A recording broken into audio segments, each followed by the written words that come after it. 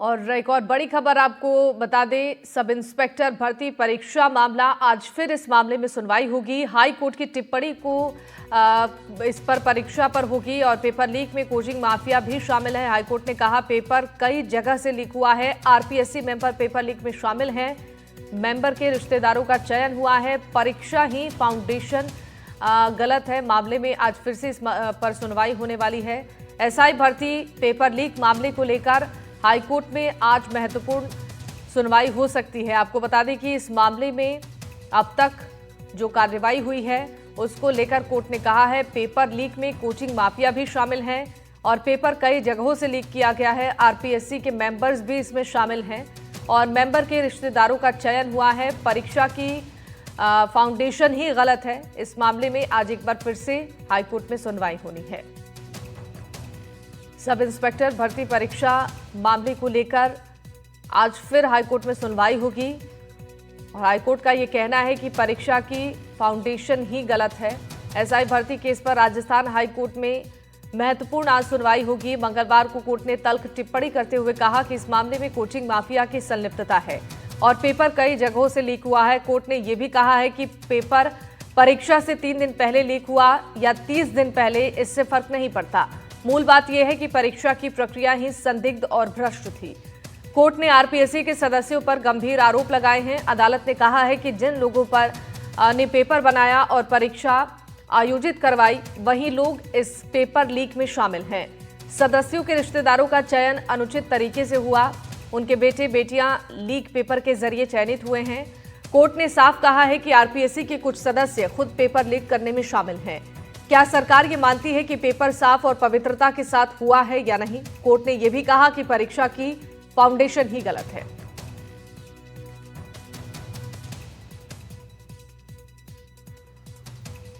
और इस पर जानकारी देने के लिए हमारे साथ संवाददाता दीपक चावला लाइव जुड़ चुके हैं। दीपक, आपसे ये जानना चाहेंगे एसआई भर्ती पेपर लीक मामले को लेकर अब तक जो कार्रवाई हुई है, जो गिरफ्तारियां हुई हैं, उस पर अभी भी मांग उठाई जा रही है कि इसमें पारदर्शी तरीके से इस पर फैसला आए। आज महत्वपूर्ण सुनवाई हाईकोर्ट में होनी है, क्या अपडेट इसको लेकर है? बिल्कुल, देखिए कल ही सब इंस्पेक्टर भर्ती परीक्षा में एक और गिरफ्तारी एसओजी ने की है। जो बाबूलाल कटारा है उसका भांजा है विकास, उसको यहाँ पर गिरफ्तार किया है। इस पूरे मामले में अब तक लगभग 113 आरोपी गिरफ्तार हो चुके हैं। इसमें ट्रेनिंग जो सब इंस्पेक्टर है वो भी शामिल है और इसको लेकर पिछले 2 दिन से राजस्थान हाईकोर्ट में लगातार सुनवाई है वो जारी है और आज भी 2 बजे बाद जो है एक महत्वपूर्ण सुनवाई होना बाकी है। अब तक इस पूरे मामले में एसओजी का कहना है कि हम अभी जांच कर रहे हैं, तो ऐसे में एसआईटी की टीम जांच कर रही है और गिरफ्तारियां होना बाकी है। इसके साथ ही कोर्ट में सरकार ने भी अपना पक्ष रखा है। सरकार ने कहा है कि अभी एसआईटी टीम जांच कर रही है, तो अभी फिलहाल हम जांच कर रहे हैं। तो एसओजी और सरकार के जो बयान है उससे तो ये जाहिर होता है कि अभी फिलहाल वो परीक्षा जो है वो रद्द कराने के मूड में नहीं है।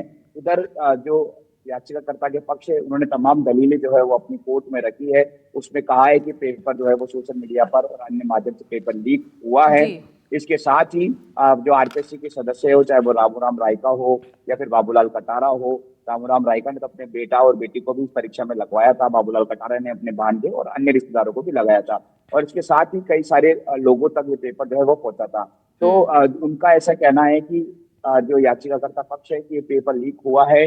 इसके साथ ही कोर्ट भी जो है एक स्ट्रिक्ट नजर आ रहा है। कोर्ट ने भी कई महत्वपूर्ण जो कमेंट है परीक्षा को लेकर किया था। उन्होंने कोर्ट ने कहा था कि परीक्षा जो है पारदर्शिता से नहीं हुई है। जो सरकार है, जो एसओजी है, वो अपने बयान जो है वो क्यों बदल रहे हैं? सरकार पहले तो पेपर लीक मामले में सख्त थी, अब सरकार का रवैया कैसे बदला है? तो ये तमाम जो बातें हैं, कोर्ट के जो कमेंट है, उससे लगता है कि कोर्ट जो है काफी ज्यादा स्ट्रिक्ट जो है वो नजर आ रहा है। बहरहाल 2 दिन से सुनवाई जारी थी। आज का दिन महत्वपूर्ण इसलिए क्योंकि आज एक निर्णायक दिन हो सकता है, क्योंकि लगभग सभी फैक्ट, सभी आर्गुमेंट दोनों ही पक्षों की ओर से पूरे हो चुके हैं। अब डिसीजन जो है वो निर्णय जो है वो कोर्ट को लेना है। अब देखना ये होगा कि कोर्ट किस तरह का निर्णय लेता है। क्या कोर्ट जो है वो अपना फैसला अगली तारीख पर सुना सकता है? दीपक, इसका इंतजार तो करना ही होगा। उससे पहले देखिए, जो जानकारी मिली है कि पूर्व आरपीएससी सदस्य बाबूलाल कटारा के भांजे की भी गिरफ्तारी हुई है, तो क्या पूछताछ में और जानकारी मिली है कि ये जो प्रश्न पत्र लीक हुआ था वो कितने लोगों तक पहुंचाया गया था और कितने लोग इसमें शामिल थे?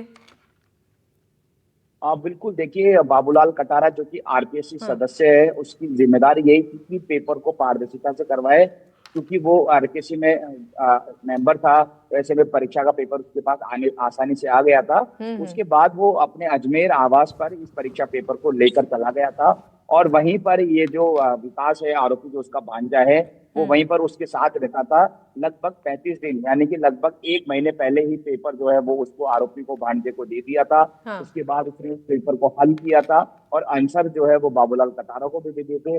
बाबूलाल कटारा ने वो आंसर जो है आगे फॉरवर्ड कर दिया, और हम्म। विकास भी वो आंसर लेकर जो है परीक्षा देने पहुंच गया, और परीक्षा उसने दी है, और परीक्षा में सफल भी हो गया था।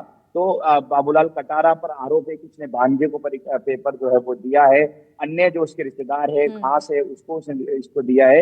इसलिए बाबूलाल कटारा को पहले ही गिरफ्तार किया जा चुका है। जी जी। फिलहाल वो जेल में है, लेकिन पूछताछ में आज उसके, कल जो है उसके भांजे को एसओजी ने गिरफ्तार किया है। आज उसके भांजे को कोर्ट में पेश किया जाएगा, जहां से उस पर रिमांड ली जाएगी, और रिमांड के बाद अब उससे भी पूछताछ होगी कि उसने भी अपने सहयोगी, अपने हम्म। रिश्तेदार या अपने दोस्तों को, किस किस को उसने पेपर दिया था, और क्या कुछ रुपए देकर भी उसने पेपर लिया था। तो ये बड़ा नक्शा है, बड़ा नेटवर्क है, जो 2021 के बाद से ही लगातार, अभी 2025 चल रहा है, ठीक है। लगातार सुर्खियों में है, लगातार कार्रवाई की जा रही है। ठीक है दीपक, आपका बहुत शुक्रिया तमाम जानकारियों के लिए।